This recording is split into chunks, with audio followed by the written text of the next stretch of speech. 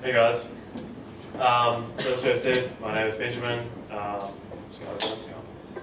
So I'm a senior designer here at Atlassian and I work on the growth team. How many of you are familiar with growth experimentation, like improving user onboarding through experiments? A few people, alright, so most of this is going to be this is new for you guys. So, as I said, I work for Atlassian. I'll give you a quick rundown on our stats. So we have a lot of customers, we have a lot of money, we have 1,200 staff, we have 15 products, 2 founders, and we're 12 years old. Most of you guys will know this stuff. What you probably don't know is that 50% of our users, new users, spend less than 30 minutes trying our products before they leave. So who's actually used Jira, Confluence, HipChat, Stash, Bamboo, all these products? How many of you think that it's particularly easy to use, easy to configure? Henry's happier. I see if we hand up. So 30 minutes we thought was a bit shit. Why is it shit? Well, we think that our products have more value than 30 minutes. We know they have more value than 30 minutes, but the problem is that we don't really do a good job of showing that to people early on. And if you've ever tried a new product, you probably make a judgment call on it basically instantly, whether you like it or not. Hence the team name is Engaging First Impressions. So how do we improve new user onboarding? Well, today I'm going to walk you through these 5 sort of steps that we took to basically tackle this problem inside Atlassian. And our team name is actually Engaging First Impressions, or EFI for short, and we're part of the growth team here at Atlassian. So the 5 things really are defining what success is. So firstly, we need to know, well, what are we measuring? How do we know that we're successful when we get there? Otherwise, we could keep going forever. We need to set up a core team. Most of you probably know that if you don't have people dedicated to something, you'll never get it done. We need to do some research to make sure that we are actually solving the right problems. We need to run growth experiments to see if the things that we're trying are solving the problems. And then finally, we need to implement these things in the product for real so that they're shipped to actual customers. So firstly, defining what success is. There's a few metrics that you can measure. There's actually a lot. Here's a few that you might have heard of. So users invited. Facebook's pretty well known for this. They've got their famous metric, like if you have 7 users and invite 7 friends, or get 7 friends in the first week, you're more likely to stick around. NPS, room full of designers who know what their promoter score is. Conversion, so if they converted from a trial period into a paying customer after a certain period of time. And lastly, usage minutes, which may be a little bit unfamiliar. So usage minutes is actually what we chose to go with. And the reason is this. We found that usage minutes, or actual featured usage minutes, in the first 5 days correlates with conversion after 30 days. There's a lot of background information here, which I won't go into, but basically usage minutes became our primary metric. Thus, the team's goal becomes increase the average usage per user in the first 5 days by 20%. Straightforward, right? Currently, this is what our 5-day curve looks like for most of our products. So in the first day, people spend a bit of time, then after the second day there's a massive cliff, and then it sort of peters off after a few more days. Blue line is where we are, and the red line is where we want to be. Alright, so we've defined what success is. We have a bunch of metrics we can measure. We know exactly how much we want to increase things by, so now we need to actually start doing it. First thing is to set up a core team. So, I don't know, 6 or 7 months ago, we set up a core team comprising of a designer or 2, a producer or lead to give us one check, a researcher, a couple of data analysts and developers, and some product developers, which I'll talk about a little bit later. It's an important point, so keep note of this. We also wanted to set up a cadence so that we weren't, spinning our wheels. And we kind of come across this process here after a few sort of iterations and trial and error. So it starts off with a workshop. Workshop lasts maybe half a day, 1 day, where we brainstorm ideas on how to solve user onboarding. Now I should point out that at the moment, well not the moment, 6 months ago, most of our product onboarding experiences were just dumped in the deep end of some dashboard or something like that without any guidance whatsoever. So in terms of coming up with ideas on how to simplify that, there's a lot of them, and we had the help of some research, which I'll also talk about later. Next step is to then do a bit of design and development and build these experiments. Now they're all JavaScript experiments, they're all very hacky, they take a few days to build. And then it runs in our cloud infrastructure for, I don't know, a couple of weeks usually, and then it goes through an analysis period where our very bright data scientists have a look at what the hell's happening. Because of the way funnels work, we only have a certain number of people in what we call a cohort at any particular site. So each week we get X hundred people trying out a particular product. And we obviously can only run one experiment at a time, otherwise they're going to interfere with each other. So to do that, we have to stagger the way we run experiments. So while one's running, we will be designing and building the other one. And it sort of ends up looking a little bit like this. Meanwhile, we do a heap of qualitative research continuously throughout the whole cycle. And so this is customer visits, contextual inquiries, user testing, diary studies, you name it. And that research informs our workshops. Here are a few photographs of the team in a workshop. You guys know what a workshop looks like. Then what we do is we have a little workshop for a little bit, and then we bring in some people from other products. So we'll have a small workshop, but then we'll bring in like PM, designers and stuff from the products themselves for some quick sparring, maybe once at lunchtime and once at 4 o'clock. Here's some photographs of developers and designers working on our team upstairs. And here's an interesting one. So we use wallboards quite liberally to keep track of what's deployed and what's not as a team communication tool. So for example here you can see that we have a few experiments filling up for Jira, Jira Agile, Confluence, blah, blah, blah. And a few experiments are full, and it tells us how long they're going to take to run. We can some stuff at the top. So we've got a core team. Now we need to do some research to figure out what the hell's going on, what do people actually want to use our products for, what's valuable to people of different roles, when do people want to try things, when do people not want to try things, so on and so forth. When we started the project, we had a reasonably tough time getting buy-in from various members of the product teams.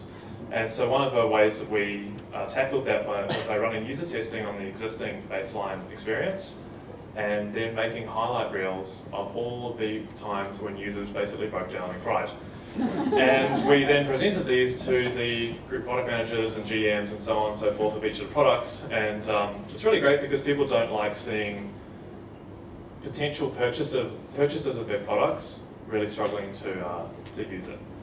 And we got great quotes like this. So I'm trying to understand how something could have that amount of power and be that difficult to pick up. Of course, referencing Jira here. And I've got a lot of experience with lots of different products, and modifying groups and permissions is basic stuff. It should have been easier than that. One of the other things we did was use Tumblr to run diary studies. So we're looking for a bunch of different ways where we can capture diary studies really easily. And since all the people in the diary studies were external, we wanted something that was just really low friction for them to come in. So we ran, on Confluence, the initial run by Shirley, who's here somewhere, back there. She ran maybe 15 diary studies on Confluence users around Sydney for 10 days, which totaled about 150 days worth of data. In case you don't know what a diary study is, basically we pay somebody, I don't know how much money, and then they fill out a diary entry like once a day while they're using our product. And you kind of get results like this.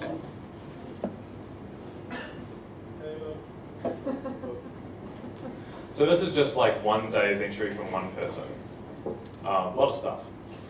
Now the tricky bit is when you actually want to try and put all this stuff together. Getting all the information is the easy part. The hard part is actually trying to form some conclusions from all of this and draw patterns from the various diary entries. So one technique that Shirley used was basically a giant post-it note wall, which is still up on level 8, where each column here is a day, each row is a person, and the yellow post-it notes are actions they did, the blue post-it notes are questions they had, and the pink ones are pain points they ran into. And you can see here that she's been circling some stuff and drawing arrows and things to try and draw some conclusions between them. That's nice. Alright, so we've been doing diary studies, we've been doing user testing, we've been doing customer visits. We have a fairly good idea of why people struggle to use our products in the first 5 days. So now we need to actually try and fix all these problems. And the best way to do that is to fix them through experimentation, because in maybe a week or two you can try something, know if it worked, know if it didn't work, and iterate really fast, as opposed to spending a lot of time kind of designing with your gut and building something rock solid, shipping it and finding out that nobody uses it.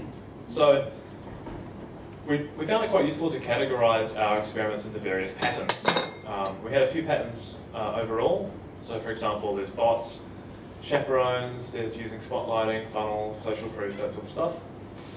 But the 4 or 5 that I'm going to talk about now, the examples I'm going to give is emails, gamification, simplification, and a funnel.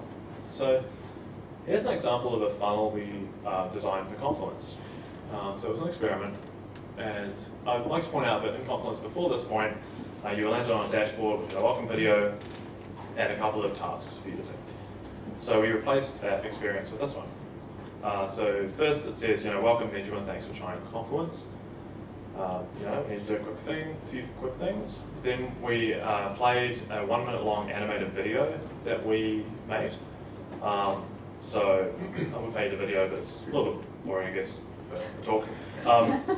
Anyway, the difference between this video and a lot of other videos we've done in the past was that it was animated, so it was good because screenshots go out of date very, very quickly. And also we can focus on the interesting parts that we're trying to convey. Screenshots suck because you end up including all this other crap when you only want to focus on this one particular thing. It was conceptual, very abstract, so rather than explaining particular features which may come and go as the product evolves, we explain the core concepts of Confluence. If you use Confluence, you probably know that it revolves around spaces. So we explained what the hell a space was. And it was really short, had catchy music. So the engagement on this video was quite high compared to some other ones that we've A/B tested, which were 3 or 4 minutes full of screenshots. This one actually performed really well. I think for people who actually started, got past the first couple of seconds, overwhelmingly made it to the end of the video, as opposed to the other one where it dropped out about halfway through. Next, we asked them to create a space to group their stuff.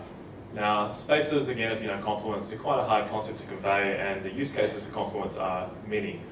So we decided to go just really human on this language and just say stuff. Doesn't translate particularly well, but we don't care about that for experiments. Anyway, next we asked them to upload a photograph of themselves or use the webcam to take a photograph. And we hypothesized that the webcam function would be used a lot because it's fast and it's easy. Next, they got dropped into the editor of Confluence. We added a thing where they can cycle between templates really easily and edit stuff, and then they had save. There's a couple other things as well. So, how do you guys think this went? Do you think it went better than the existing Confluence flow, or not so good? Who thinks it went well? Seems like a trick question, doesn't it? Who believes it went worse than the existing flow? Landing on a dashboard, sure. People are shy, I get it. So the first run resulted in a negative 11% in usage minutes. We made things worse.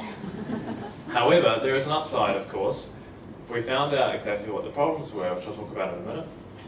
And in our second iteration, we increased it in 22% in conversion. Now you might notice that the first one I said usage minutes, the second one I said conversion. We measure usage minutes, but we also measure conversion, feature usage, input analytics, how many users they invited. We measured a whole 9 yards. Because we're not completely tied to our primary metric, because that's stupid, we have a lot of different metrics that we measure. And even if something is an increase in conversion, but usage minutes was negligible, we might still call it a success. So in this case, usage minutes was inconclusive. In the second iteration, about 22% increase in conversion makes it a success. Okay, so what was wrong with it? So the first run we found that people didn't like being dumped into the editor really early. There was a tutorial screen there that said, would you like to learn the editor? And a lot of people clicked on the skip link, which I thought was cleverly worded as, I know this already, trying to dissuade people from clicking on it. However, 56% of people still clicked it. And of those who actually took it, only 47% finished it. Our users don't like webcams at work. How many of you actually have a webcam at work? Not that many. So we thought with our MacBook Pros that everybody would have a webcam at work, but of course the reality is that probably a lot of people don't because they've got desktop PCs, they've got monitors. And people like using the same photograph of themselves across different social media accounts, different sites and so on. So in future experiments we completely ditched this functionality because it was pointless and cost us a lot of developer effort. Next we ran simplification experiments. So here's a rather extreme example from Jira. This experiment we dubbed intro mode. And basically it involved adding a toggle switch to the top of Jira called intro mode, which is on by default. And what it did was set display none on most of Jira. So we hit administration, we hit most of the stuff in the sidebar, we hit most of the stuff in this sidebar, we hit all the quick filters, we hit pretty much everything in the top navigation except for projects. We hit basically every single field in Jira except summary, description.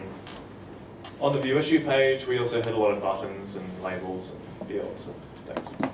And how do you guys think this one went? Not sure? Don't know anymore? No, down, didn't go well. Plus 14% in usage minutes. Turns out people like not being overwhelmed in the first 5 days. A lot of people actually turned it off to explore what was around and then kept it back on, turned it back on again. And I think it was, I can't remember entirely, but I think it's like 40% of people ended up with it still on at the end of the experiment, which would have been a little bit sad for them because we pull the experiments off the instances and then they would have thought, holy shit, Jira just unleashed a bunch of functionality. Email experiments. So we run a lot of email experiments. Emails are very important for your products because they are usually the only point of contact you have with your customers. Here's a series of emails we ran. This one we thought, hey, instead of emailing people negative emails that said, womp womp, like you didn't do this thing, you should do it. We thought, why don't we email them these emails that say, hey, good work doing this previous step in the checkbox sort of flow, now do the next one. And we also had some funny illustrations and we also had some fruit puns. Unfortunately, I don't think I have the results for that at the moment, so I can't ask you guys what you think it went. Lastly, we did gamification. This one we haven't actually run as an experiment, but I wanted to show you because it's pretty funny. So we thought it'd be cool if we built a game in Jira and fancied ourselves as sort of, you know, where Zynga failed, we could win. So we thought, you know, let's build Jiraville. And the skip link here, for those of you who observe it, is no thanks, we don't like having fun. So that's how you opt out of the experiment. We thought saying like, no thanks, my boss doesn't like me having fun at work, but ended up doing this one.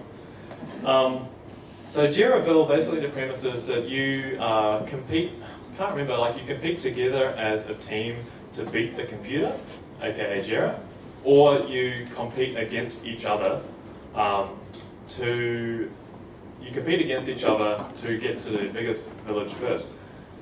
So I don't think we could decide in the end which one was going to be better. Anyway, the way that you increase the size of your village is by starting these quests. And the quests have you create projects and add issues and stuff. And when you complete a quest, you know, you get something like this. As you can see, we were tempted by Comic Sans, but didn't go down that route. Unfortunately, we haven't run this one yet. It is quite a lot of effort to build, so it's on hold for now. But I'm pretty keen to see how it goes. It's something I just added today, so video experiments. So we want to test everything, including the videos that we show customers. And often that means making new ones. So here's something I've been working on for HipChat recently. When I see these videos that companies produce, I always think, damn, that seems like a lot of work. How the hell am I ever going to be able to do something like that? Especially when they're really polished. You know, they've got like super good animations or illustrations or something like that. But I thought I'd just show you guys, like, it's actually just a series of iteration that gets you to that point. So this is the first step in the video we wanted to make for HipChat. Along the same lines of the Confluence one, where we wanted to keep it short, keep it abstract, and explain values, not features. So this was the first brainstorm, and you can see there's the elevator pitch, and then there's a couple of sort of themes that came out, efficient and everything in one place. From that, we did a very, very rough storyboard. The storyboard got a little bit higher fidelity, and we added some script work. We then got the very talented Ben Crollers to help with a couple of frames that were a bit complex, like this one. The storyboard's starting to come together as I sketched slightly higher fidelity again. Added a little bit of colour, some script. Important to keep this stuff up on the wall so people walking past can see and comment and add feedback. And it's growing even more, and you can see now that we have, along with the original sketches, some digital illustrations there. And in particular, our protagonist here, whose name is Nabila, starts out like this. That was my first sketch, then got a little bit more high fidelity, even more high fidelity from colour, and finally she looks like that. Now we managed to do this only in 2 or 3 weeks so far. We're still making it. It's getting animated this week, and I just recorded the script this morning. And I mean, obviously the goal here is to try something new, something different, in this case something that our marketing team hasn't done before. So the EFI team itself is extremely nimble and cross-functional, I suppose. We just sort of try whatever we feel like, as long as we have a good hypothesis to support it. Lastly, we've run all these growth experiments, but you know, an experiment is completely useless, absolutely, utterly useless, unless you actually implement it into products. There's no point experimenting unless it ships to customers, so make sure you have a way to do that. So remember I mentioned the product developers earlier on, these guys? The way the EFI team is structured is that we have embedded teams within each product. So we have at the moment Jira, Confluence, and HipChat, and they make up Jira, onboarding team, Confluence, onboarding team, and HipChat, onboarding team. The nice thing about this is that while we have the core team co-located, we have these teams embedded with the products, and they actually cycle through sharing knowledge. So some members of a team will be writing experiments on a rotation, other members will be implementing successful experiments. And of course the goal of implementation is that you constantly want to supersede yourself. So you want to, if you ship something that increases plus 20%, of course you're going to adjust the baseline, and ship something again that increases it again. So that's kind of the 5 steps, I guess, that we've gone through as the EFI team. We're still, you know, like fairly early days now. But in summary, onboarding is important. There's no point having a product if people can't understand it or see the value it brings in their very, very short time span. It's really just a waste of time for everybody. Experiments are good. It's a really good way to test your hypotheses, solve problems really quickly. But you've got to make sure you know how to implement it if it's successful. So make an engaging first impression. Try a project like this in your own company. And good luck. Thanks.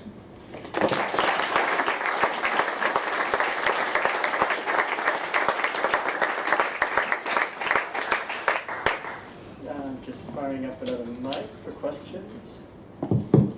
Awesome. Who has a question? Anyone have any questions? Am I going to just wander around with a mic for no reason? Anyone have any questions about onboarding? Come on, I'm sure. Why did you come here? No. I can probably just yell. Oh, yeah. It's the people in the back can't hear you. Unless you like stand up and like door up. So I kind of half know the answer already, but using usage minutes as a metric, not necessarily all bad news, right? If the usage time goes down, it's not always a bad thing. They might be just stoked and off doing their thing successfully, having used Jira. Yeah, totally. This is a constant source of debate in our team. So, you know, we build utility tools, we build products to help people do their job. Technically, if they're spending less time in a product and more time doing their job, it's a win for us, I suppose. The correlation between usage minutes and conversion helps us kind of justify that, but we also look at, as I said, feature usage, conversion, and invited users. So we've had a lot of experiments where usage minutes has gone down, but conversion's gone up, or feature usage has gone up. It's really, you just have to be quite open-minded about it, I guess. Don't want to get too bogged down and like hard line, it has to meet this particular metric, because there's a lot of other metrics you can look at too. I have a question, but a lot of questions. So you talked about funnels. Just wanted to get a little bit of clarification around that. So when I worked at Yahoo a long time ago, back in London, and we used to put together funnels in our statistical back-end package to see where people were going and how they were getting from A to B to C inside. Is that the sort of funnel that you guys are talking about, or is that something different? Kind of like the way, I guess what we call a funnel is just like a linear progression of steps. Mm-hmm. For the purpose of this categorization of patterns, that's pretty much what it is. But yeah, we have done like kind of course mapping and stuff like that. And in terms of like this particular funnel, we can see like at each step what the drop-off rate of stuff is. Any questions from the back? Yep, there's one in the back door. Keep going, keep going, keep going, keep going. Hey, I was just wondering which of those tests were the most and least resource intensive. So out of diaries, studies, Like the other ones you walked through, which ones were more or less easy to implement? Right, so which things took the most time? Yeah. I mean, it kind of varies, right? Like user testing, we did just kind of guerrilla user testing where we just grabbed some people and did really simple user testing. But you can spend a lot of time on that as well. Diary studies, I think the analysis probably took the most out of all of them. That was like the actual organisation of getting the participants and organising payment and then setting up Tumblr and stuff was the reasonably easy part. It was actually the sort of synthesis at the end that was the hard part. And then like a customer visit is fairly straightforward as well. As long as you go along with like a good note taker and a photographer and stuff and you spend enough time there, then that's reasonably straightforward too. Yeah. Any more well, I've got a question. What sort of quantities were you using for research? How many people were using in the Tumblr diary study, for example? So the diary study that I showed there was one for Confluence, and so it was, I think it was 15 people for 10 days. There's one that we've been doing in San Francisco and around the Bay Area for HipChat. I'm not sure exactly how many people that is, but I imagine it's around the same. In terms of customer visits, we do not very many, like less than half a dozen sort of thing. And user tests, again, like 6 to 12 or something. But we're trying to user test all of our experiments as well. One thing that data doesn't tell you is sort of why people do things. So you can see what they're doing, but it's quite difficult to determine the exact reasons why they're doing something. So we want to user test our experiments as well to get some quantitative stuff. Any more questions for Benjamin? You have to shout, I can't. No? Is there a yes back here? No, I think we're good, Joe. Cool. If you have any, if you don't have any questions, just feel free to email me, benjamin@icn.com. Yeah, thanks.